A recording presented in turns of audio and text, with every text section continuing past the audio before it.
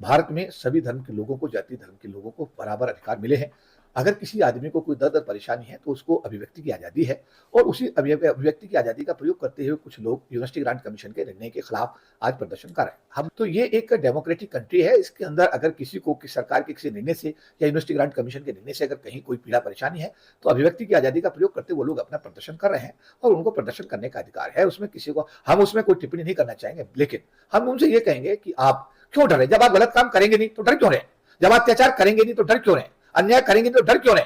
इसका मतलब यह है कि आप ये मानकर चल रहे हैं कि आप अत्याचार करते हैं, आप अन्याय करते हैं और आप करेंगे तो आप पर एक्ट लगेगा तो आपके बच्चे जेल जाएंगे। तो आप अपने बच्चों को सिखाइए, समझाइए कि भारत के अंदर संविधान के प्रावधानों में जातिगत व्यवस्था के लिए कोई स्थान नहीं है, बल्कि जातिगत व्यवस्था में जातिगत भेदभाव करने वाले लोगों को जेल भेजने का प्रावधान है। और उसी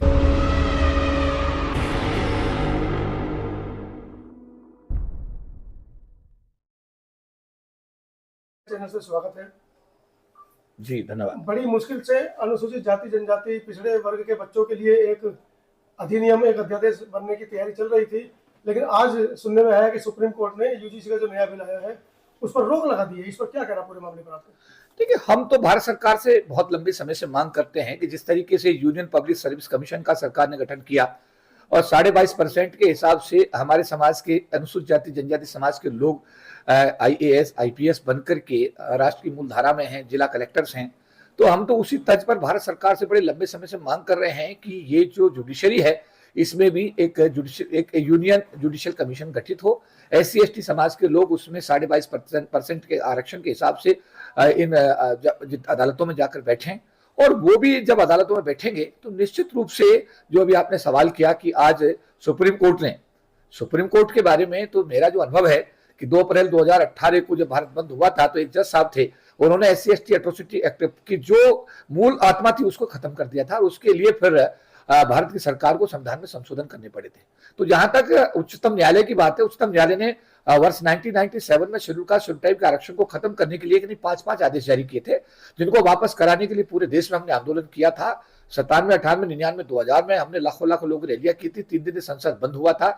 संविधान में सरकार को 3 संशोधन 81, 82, 85 करने पड़े, तब जाकर के अनुसूचित जाति जनजाति समाज के आरक्षण को हमारे समाज के लोग संघर्ष के बाद बचाने में कामयाब हुए।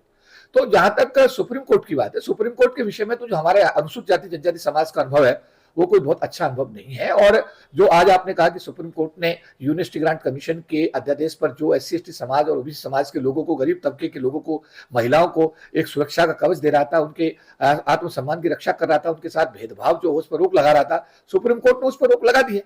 तो निश्चित रूप से ऐसी आशा की जाती थी कि सुप्रीम कोर्ट ऐसा कोई आदेश देगा, लेकिन हमें उम्मीद है कि आने वाले दिनों में जब इसमें सुनवाई होगी, पक्ष और विपक्ष जब सुने जाएंगे, तो ये यूनिवर्सिटी ग्रांट कमीशन का जो निर्णय है ये राष्ट्र निर्माण में एक मील का पत्थर साबित होगा और ये निर्णय भारत में लागू करके भारत सरकार देश के गरीब तबके, अनुसूचित जाति जनजाति और OBC समाज के लोगों के साथ न्याय करेगी। जो सब देश का स्वर्ण समाज खासा नाराज नजर आ रहा है, वो लगातार सड़कों पर है, आंदोलन कर रहा है और इस बिल का विरोध कर रहा है। क्या समझ में आया है? जैसे कि वो कह रहे हैं कि हमारे बच्चों के साथ में भेदभाव होगा, उनके खिलाफ झूठी शिकायतें दर्ज की जाएंगी, उनका डर निकल कर आ रहा है। कैसे देख रहे हैं उनके इस डर को? SC ST एट्रोसिटी एक्ट, अनुसूचित जाति जनजाति अत्याचार निवारण अधिनियम, भारत सरकार ने संसद में पास करके इसलिए बनाया था कि SC ST के लोगों के साथ अन्याय अत्याचार बिल्कुल ना हो और अत्याचार अन्याय करने वाले लोगों के लिए इवन जब उनके खिलाफ FIR हो जाए तो उनकी जमानत तक का प्रावधान उसमें नहीं था। लेकिन इसके बावजूद भी भारत के आंकड़े बताते हैं, अन्याय अत्याचार के आंकड़े, अनुसूचित जाति जनजाति समाज के लोगों के साथ में जो आंकड़े हुए बताते हैं कि कानून होने के बाद भी इस देश का सो कॉल्ड सवर्ण जाति, सामान्य जाति का व्यक्ति SC ST समाज के किसी व्यक्ति के साथ अत्याचार करने का कोई मौका नहीं छोड़ता, उसे कानून तक का भय नहीं है।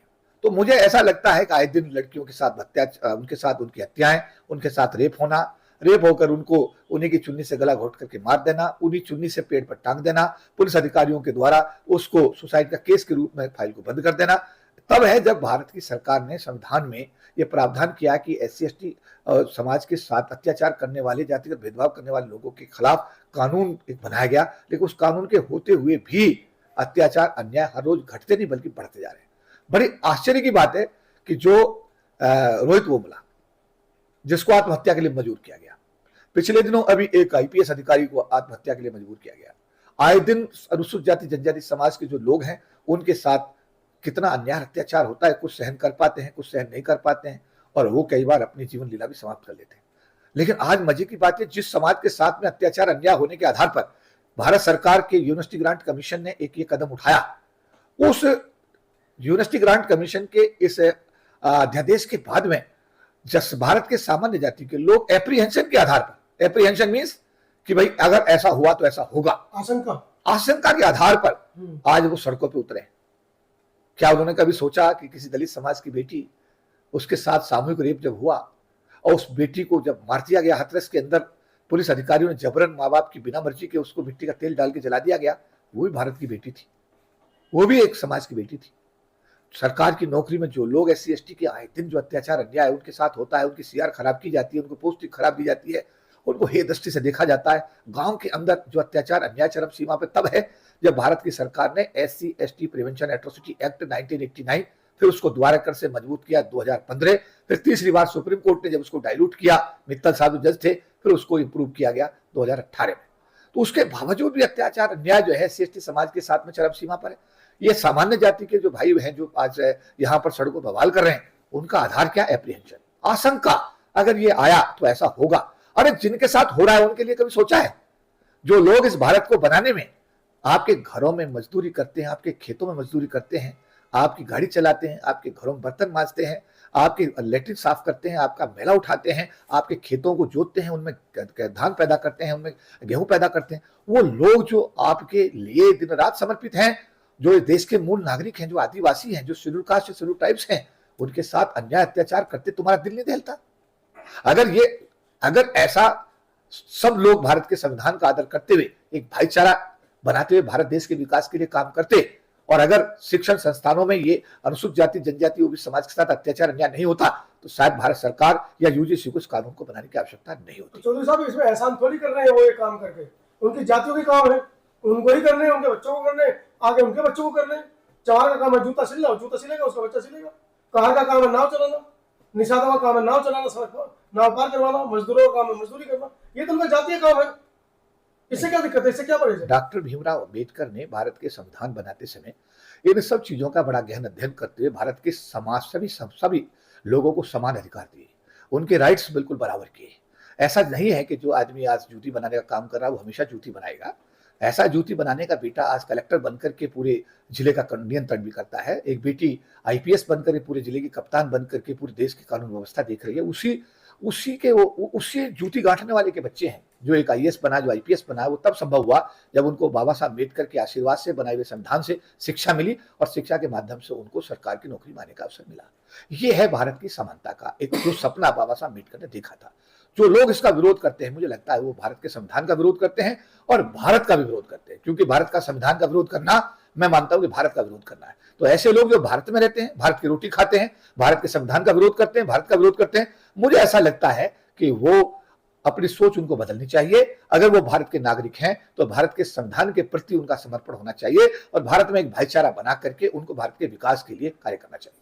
छोटी सी तो मांग है बेचारों की समाज की, वो कह रहे हैं हमारे बच्चों के हित जो है सुरक्षित हो जाएंगे, हमारे बच्चों पर FIR उल्टी सीधी दर्ज होंगी, लड़की छेड़ देगा, कोई नहीं छेड़ेगा तो केस हो जाएगा, इस तरह की दुनिया भर की दलीलें वो लोग दे रहे हैं। क्या दिक्कत है आपको मांगने में? भारत एक, मैं कहूंगा कि भारत हमारा एक धर्मनिरपेक्ष राष्ट्र है। भारत में सभी धर्म के लोगों को, जाति धर्म के लोगों को बराबर अधिकार मिले हैं।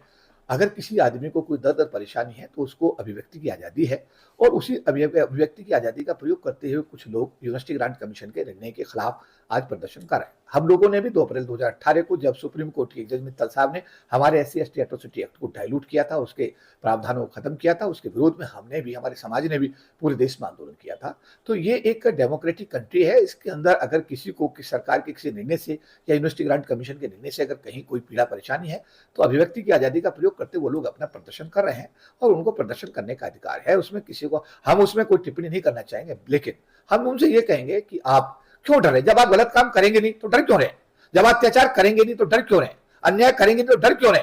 इसका मतलब यह है कि आप ये मानकर चल रहे हैं कि आप अत्याचार करते हैं, आप अन्याय करते हैं, और आप करेंगे तो आप पर एक्ट लगेगा तो आपके बच्चे जेल जाएंगे। तो आप अपने बच्चों को सिखाइए, समझाइए कि भारत के अंदर संविधान के प्रावधानों में जातिगत व्यवस्था के लिए कोई स्थान नहीं है, बल्कि जातिगत व्यवस्था में जातिगत भेदभाव करने वाले लोगों को जेल भेजने का प्रावधान है। और उसी कड़ी में यूनिवर्सिटी ग्रांट कमीशन ने अपनी भूमिका को निभाते हुए एक अध्यादेश जारी किया है, जिसका मैं भारत का एक सामान्य नागरिक होने के नाते, भारत का एक जिम्मेदार नागरिक होने के नाते, अनुसूचित जाति समाज का एक प्रतिनिधि होने के नाते इसका स्वागत करता हूं और ये कदम भारत के हित में आने वाले दिनों में एक मील का पत्थर साबित होगा। तो सर, समाज सोया पड़ा है आपका, कुछ नहीं कर पाओगे आप लोग, वो लोग सड़कों पर है, लेकिन आपके समाज का बुद्धिजीवी वर्ग कहीं बयान भी नहीं दे रहा इसके पक्ष में।